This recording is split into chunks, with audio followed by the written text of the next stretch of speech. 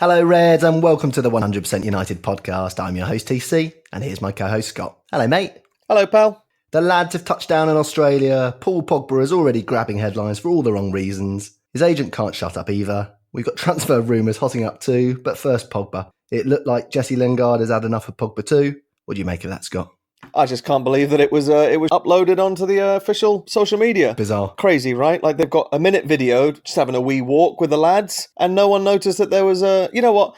The fact that they still uploaded it made me think that it was nothing. Well, there's two sides to this, right? They've uploaded it, and then they've gone on a PR offensive after it to try and show that it wasn't a problem. But in that PR offensive, got a few holes. I mean, first of all, they showed Lingard and Pogba training next to each other. That was fine. Mm-hmm. And then Lingard posted a picture of him and Pogba. Mm-hmm. But it was just hashtagged MUTour. Now, Jesse Lingard doesn't post things without captions. Yeah. He's always got something to say, hasn't he? Yeah. Broski or something, I don't know what he says. But the truth is, it looked like... Even just an emoji, right? It looked like he had been told to do that to cover up the problem that they had shown the world it existed in the first place. It's very bizarre stuff. I wonder if they asked Pogba to do the same and he hasn't done it. Honestly, I don't know, mate. I mean, obviously, when everyone was boarding the plane, to a man, they were wearing a club blazer, apart from Pogba. Yeah, couldn't believe that. It's small things, but when you put all the small things together, it's like we used to say about Mourinho.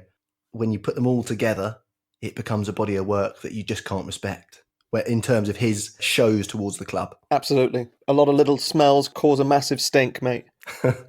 Yes, and we've had his agent, Mino Raiola, talking to TalkSport again and saying that Pogba's done nothing wrong. The club have known for ages that his wishes.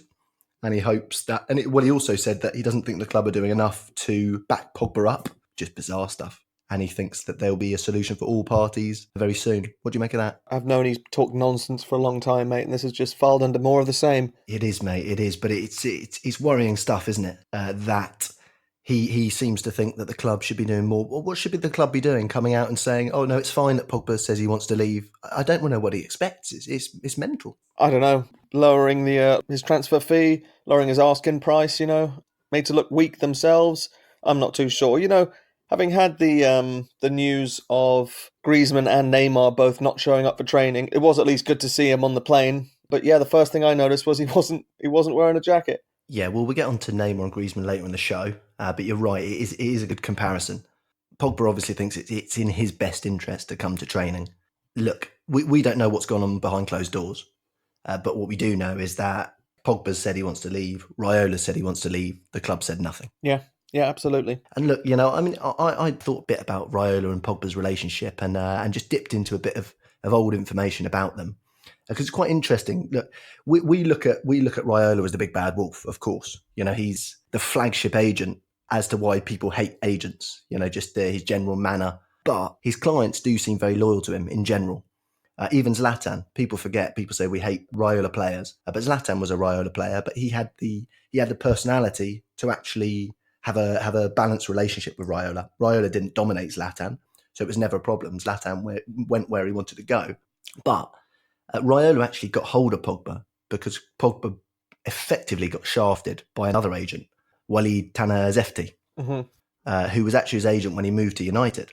What this guy had done is he had moved to United the first time, right? Yes. Thanks for the correction, Scott. He actually bought the image rights from Paul Pogba. And it was obviously, he was trying to shaft Pogba because there was a 15-year quarantine from 2014 on Pogba getting access to that cash. So not only would he take a percentage of his image rights, he would also hold the entire pot of image rights, invest them as he wished, and Pogba couldn't touch them until 2029. So if you think about a young guy thinking he's getting taken advantage of by this agent, Raiola comes in, starts filling his pockets full of cash, buys the image rights off these guys for 10 million quid, pays 6 to Tanazefti and 4 to his pal. Pogba has got a massive amount of loyalty to Raiola. And Pogba probably feels that he doesn't have as much loyalty to United because Pogba probably thinks we shafted him the first time anyway. Yeah. So looking a bit deeper, when Pogba's choosing between United and Raiola, I know we want him to choose United, but I just can't see it going any other direction, pal. No, you know what? You're absolutely right. And the number one wish for a player to have for his agent is that they have their best interests first in mind and that they get them as much money as possible. Yeah. And I think that sort of contradicts the first thing that the clubs want for the Yes. agents, right? And we're Yes. always behind United. We're not behind, United over everything in terms of we have this attitude that no one person is bigger than the club, Yeah, and especially not an agent. of course. So you can see how those two things sort of do contradict each other. And, if it's going to be a battle between United and Raiola, you're right. I don't think United can win that battle. Yeah. And look, I mean, it's not like Raiola doesn't get rewarded for his efforts, but what he does do, he does put down his own cash early days. And so the player thinks, look, this guy's, he bought the image rights, but in Pogba's 4 years at Juve paid Raiola 10 million quid in that time, which was about as much as Pogba got paid. Yeah. I mean, when you think about that, there's a performer and there's a guy who's getting the performer work. There shouldn't be an equal pay system there, really. I mean, it's incredible stuff. It's ridiculous, right? And remind me, when we bought him, didn't Raiola get a massive amount of money just from the transfer fee because he owned 50% of Paul Pogba or something, didn't he? So what it was, when Raiola manufactured the move to Juve, the agreement was that when Juve sold Pogba, that Raiola would get a massive portion. Now, what happened is, I think it was 20 million quid, something like that. What happened is Juve were trying to put that money onto us. So we were paying 85. The whole amount was over 100. They were trying to make us pay Raiola's fee and we wouldn't. Now, we did pay Raiola a fee, but we didn't pay him the fee that Juve owed him from manufacturing the move from us in the first place. Yeah. It's incredible stuff when you think about it. Crazy. So, yeah, he made a good 37 million out of that, I believe. Not chump change. So, yeah, he's doing fantastically in terms of bank balance. But, yeah, I'm just flagging up, look, at the same time, you can say, look, he earned 10 million over the 4 years at Juve, but he also made Pogba, I mean, I can't imagine how much cash he's made Pogba by buying his image rights off these guys who were trying to take advantage of him and releasing all that cash that Pogba wouldn't have been able to see for 15 years. Yeah. And they could have invested it and lost it all. Absolutely. And lest we forget the negotiation to get Pogba 300 grand a week. Exactly. The players feel he's valuable. So, look, I'm not turning into a Raiola fan. I'm just saying it's not worth trying to fight this battle. Yeah, it's understandable. We need to get Pogba out as soon as possible. And I know I said a few weeks ago, I was blooming on the front line saying we've got to have raw cash. We can't accept any swap deals, blah, blah, blah, blah, blah. If no one's got the cash, we've got to accept a swap deal. We need Pogba out. And if we can get 100 million and a really, really, really good player that we wouldn't normally be able to get, then I'm flexible with that now, mate. Yeah, but, just as long as the valuations meet up, That's right? what I'm And saying. we don't bend over backwards to get him out and then get shafted in the meantime. You know where I'm going, mate. I just want to talk about Gareth Bale again.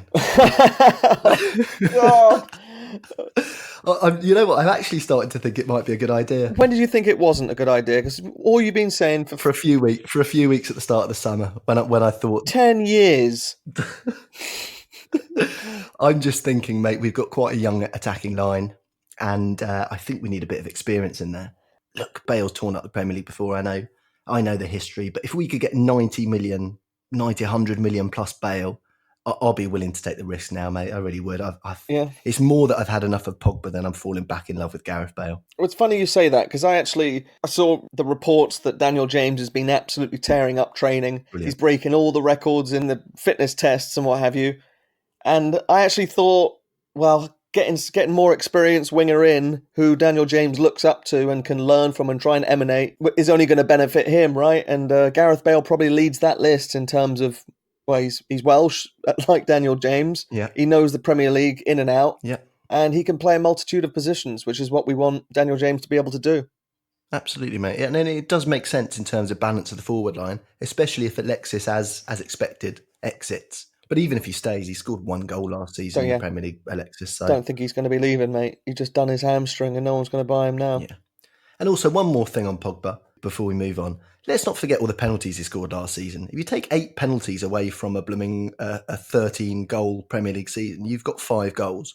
So let's not forget that, please. Yeah, I'll be very happy giving the penalty responsibilities to Marcus Rashford. Well, yeah, he wasn't even there to score our most important penalty, was he? He wasn't even there to play in our most important match because he got sent off a couple of weeks before because he couldn't control his attitude. Let's not, absolutely. When the team needed him most, we didn't have him and we turned out all right. So there is definitely life after Pogba. And then in the new camp too. But let's not get back into him again. I didn't even want to talk about him today, but... You know how it goes. Sergej Milinkovic-Savic of Lazio. The Italian press are saying we're one step away from a £70 million move for Milinkovic-Savic. One step away to me is doing the medical. So it's obviously not one step away. I don't think it's even 3 steps away. But what do you think of that, mate? I know you're a big fan, right? I am a big fan of him. To be honest, I thought that him and Pogba could probably play in the same team as Milinkovic-Savic. It's a bit more of a defensive-minded. But, it's sort of the same. I have the same attitude in midfield as you have in defence, in that I would prefer to spend top dollar and get someone absolutely world-class in there than spend, 20, 30, 40 million and get half measures in there. Because really, mate, it's not our cash. And where else is it going? Yeah. Glazer's pockets or in the bank? Yeah. Let's spend it, get back to the top, and we'll have plenty of cash. For sure. Completely agree with that. And I think that Milinkovic-Savic, he's still 24 years old. We've still got his countryman, Nemanja Matic, playing alongside him. And those two really do link up well for the national team, although the World Cup a couple of years ago, he really wasn't very good and he had a lot of eyes on him. But I do think he's got the physique, he's got the build and the grit to be a Premiership footballer. I agree, mate. I agree. And now the Italian press, as I say, are going mad over it. But one paper broke it and they all followed. And I think that is a waiting game, definitely. But you know what, mate? It maybe, just maybe, Pogba's on the tour because we've told him we will sell you, but we're going to buy first. Yeah. So we'll sell you, come on the tour, don't cause any trouble. He's done a great job of that so far. and we'll sell you and replace you. That might be the case. For sure. It might be the case. For sure. We have, 8 weeks to sell him, but we only have 4 weeks to replace him. So, first things first, we need to replace him. But then I'm worried that we're going to have 100 million quid if we do get for him. That's just going to go straight into our pocket as opposed to reinvesting it, It's not our pocket, is it? Another interesting one, buddy, is Saul Niguez. Now, I know we talked about this before, but there's quite an interesting thing. We've talked about his €150 million, 130 million approximately quid. Yeah. Release clause, right? Mm-hmm. He's also got quite an interesting thing going on here. Now, when he was very young, so before third-party ownership got outlawed, our old friend George Mendes, we thought he was bad, didn't we, before Raiola came along? Yeah. Bought his image rights, bought 40% of the player's rights. Mm-hmm. Now, it's quite a strange one because the release clause still stands, right? You hit the release clause and that's fine. If, for instance, we offered an amount for Niguez and Mendes and his group said they would have accepted that offer, then Atletico have to pay 40% of the price that was offered. So say, for instance, we offered 100 million. Yep. Atletico said no. Mendes said, we would have sold him for that. They basically have to buy the whole player. They have to pay 40 million to Mendes and his gang, which makes it a little bit different. Yeah. So he's still got the release clause, so that's still an option. But it also means that Niguez is a bit more available than we thought. Yeah, I wasn't aware of that. That's again good insider knowledge there, TC. Yeah, it's an interesting one. Niguez, look, if we could get Niguez and another in to replace Niguez and Bruno Fernandes in for Pogba, I'll push the button on that right now with a smile on my face. Get Pogba out the club. That'd be a weight off all of our shoulders anyway.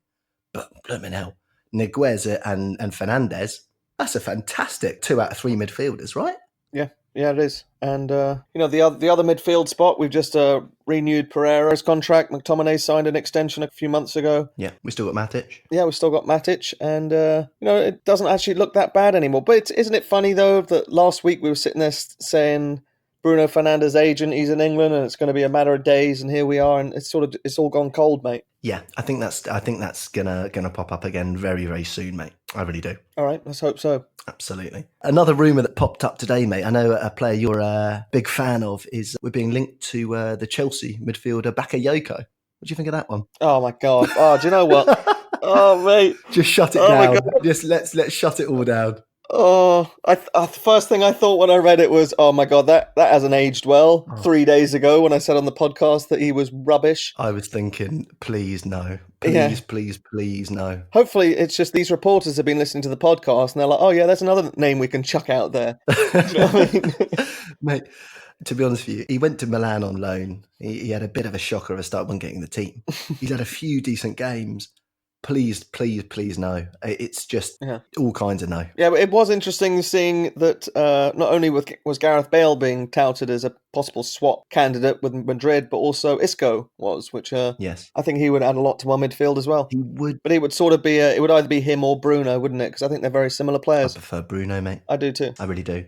One that looks like, well, it has slipped away. It doesn't look like it. Yuri Tillemans signed for Leicester, £40 million.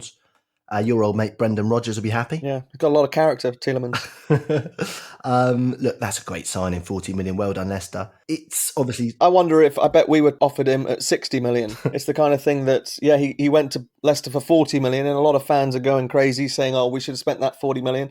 But I bet you it would have been much more expensive for us. Yeah, it would. Who knows? And look, it's a good move for him. It's a good move for Leicester. And it may be currying a bit of favour to get Harry Maguire, because the noises around Harry Maguire are starting to get pretty loud. Yeah. From what I hear, we've offered 70 million quid, which I think is a blooming good offer, personally. And they're having a laugh turning that down. Yeah.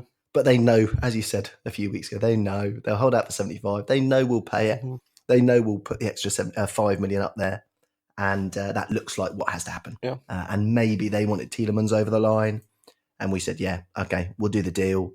You can have Tielemans. So it's looking to me like Harry Maguire. It looks like Harry Maguire and Fernandes were the ones to come in. But if Pogba goes too, then that opened the door for all these other ones too. Yeah. It's sort of maybe an act of good faith happened, right? I think so. But it's one of those, you show your good faith and then it's their turn and then they don't reciprocate it. And I wouldn't put that past them. Yeah, we will see with that one, mate. Yeah. But I think we are going to see Harry Maguire sign for United. What do you think about that, mate? I think that we've improved our defence quite a lot. Wan-Bissaka at right back, Harry Maguire, Lindelof, Luke Shaw, David De Gea in goal. That's the makings of a good defence. I still don't think it's a United standard defence in its entirety, personally. But you can't deny it. Wan-Bissaka in for Ashley Young and Valencia, and Harry Maguire in for the rotating doors of our central defence. You can't deny that's a massive upgrade. It is. It is. Yeah, I have been hearing that Eric Bailly will be given another chance to prove his worth, which I think he does have a lot of raw talent, so let's hope that's true, mate. Can we just for a moment touch on the reaction or non-reaction of Martial and Bailly when Lingard and Pogba had their spat? Yeah. It didn't even seem to register, right? No, it didn't. They're just strolling along. Bailly's wearing his hotel slippers, trying to stretch his legs. Didn't even register. Yeah, I did see that and did think about that. But the one thing I liked about Bailly the most was seeing him walk off the plane with his neck pillow still on. Always love those people. It's incredible stuff. One rumour I haven't been enjoying. The Spanish press keep on linking Victor Lindelof to a move to Barca. Now, apparently, Barca have made a few bids throughout the summer for Lindelof. They don't expect to sign Matthias de Ligt. That looks like a Juventus signing in the making.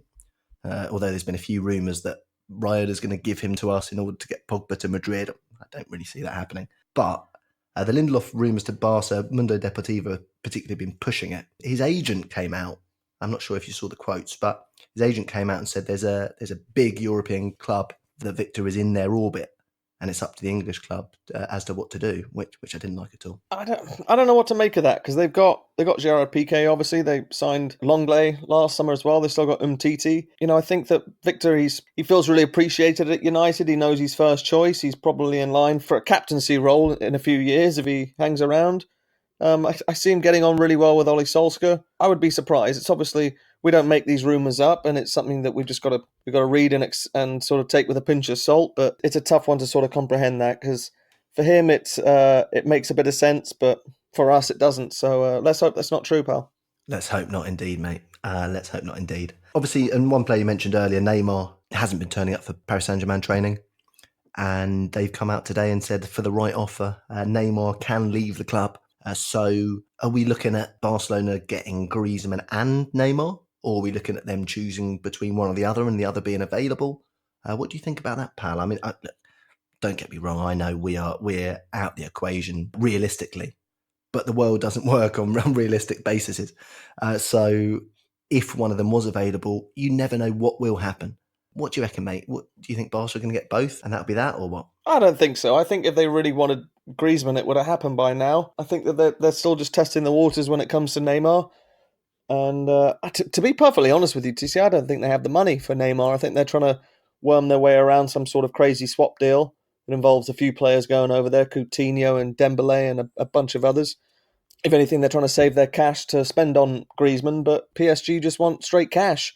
I'm not sure we can get involved in Neymar, but the longer it goes, the more I have confidence in our ability to maybe be able to snag a Griezmann out of this. Would you drop your "we shouldn't sign world-class players" premise to go for Neymar or Griezmann? Do you think it's worth the risk? Yeah, I think I do. I don't know what I was eating the other day when I said that.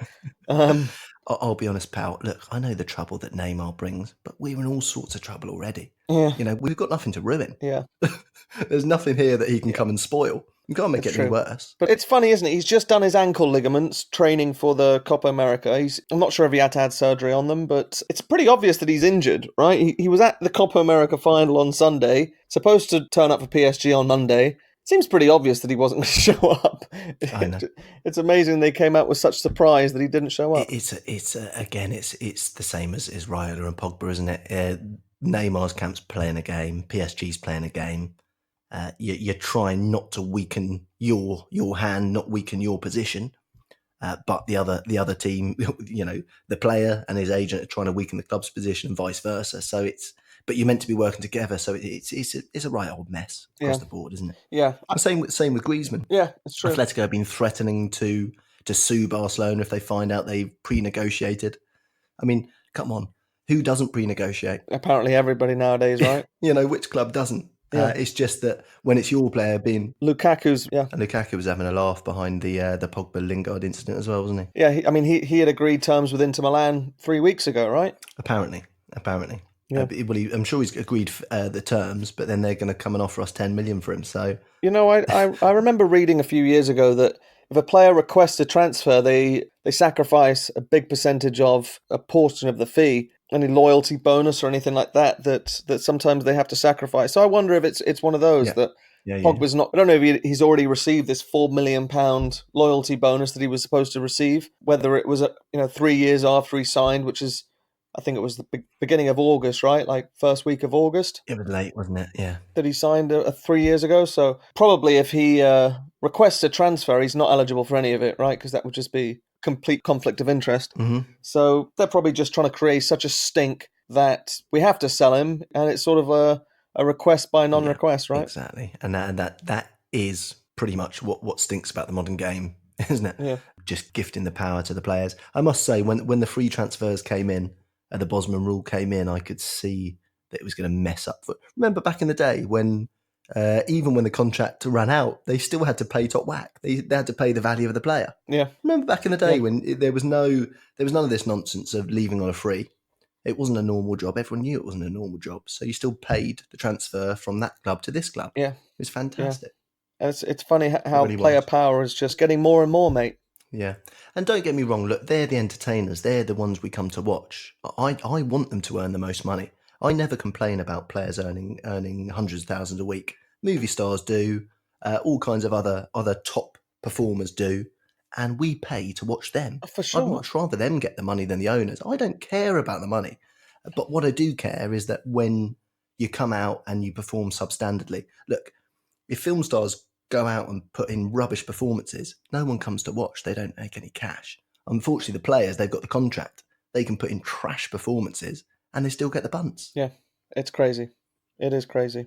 It really is, mate. And the rubbish thing is that the pod last week, we wanted to just chat about United, about the pre-season tour. And then the agent, Paul Pogba, Mino Raiola, came out and with his comments. So we had to talk about it. And then again, we delayed this week's podcast by one day so that we could give a bit more news from the tour, etc., and not just talk about the fact Pogba still wants to leave. And then today, Raiola comes out, and again, we're recycling the same information, or more information, but just more of the same, isn't it? Yeah, it's unbelievable. For a guy that lives day to day, it's rubbish as you say, he doesn't half repeat himself. And it's worn me down, mate. I mean, I'm having mad thoughts now. I saw the other day that Everton were being linked with Diego Costa for 40 million or something like that. And I thought, you know what? We might as well just go down fighting. Let's get Diego Costa, and at least we'll have a bit of animal in our team. I was thinking it'd be better than I was thinking it'd be better than Lukaku, and at least he bangs in the goals. He's won a blooming couple of Premiership titles. No, mate. At least we'd go down fighting, pal. You're shot to bits, pal. You really are.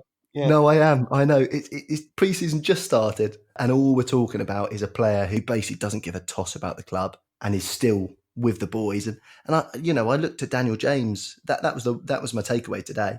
I looked at Daniel James on the tour, first tour with United, and he's got this guy just kicking up a stink around him and showing him exactly what not to do in a United shirt. That's what annoyed me. Yeah, it's amazing. It's usually me that gets all messed up with the transfers, and this year it's you for a change. Yeah, well, because it's transfers out, not transfers in, mate. That's why. Oh, okay, yeah. Well, if it makes you feel any better, these Milinkovic-Savic rumours are getting me up in the middle of the night and checking Twitter and what have you. I'm sure they are, buddy. Well, listen, later in the week we've got a match. We've got a match on Saturday. Can't wait, mate. Can't believe it. Yeah, absolutely. So we're actually going to we're doing the podcast later in the week. We're going to do it on the Sunday. Yeah. So it'll be ready for Monday morning, ready for everyone going into work or whatever you do. So it'll be ready Monday morning, and we'll actually have some positive stuff to chat about, apart from the fact that we all know what's going to happen. Either Pogba's not going to play and he's going to kick up a stink. Mm-hmm. He's going to play fantastically well because he wants to transfer to Madrid, or he's going to get sent off. Yeah. One of the three. Regardless of what happens, we're probably still going to be talking about him. So let's not. God, can we just get rid of him now? Honestly. Please. Yeah. You used to love him, buddy. Don't forget. Oh, do you know what? I don't know what to do with the bloody 2 Paul Pogba shirts I have. You know? Put them in the cupboard with your Carlos Tevez one, mate. Oh, guilty. Yeah.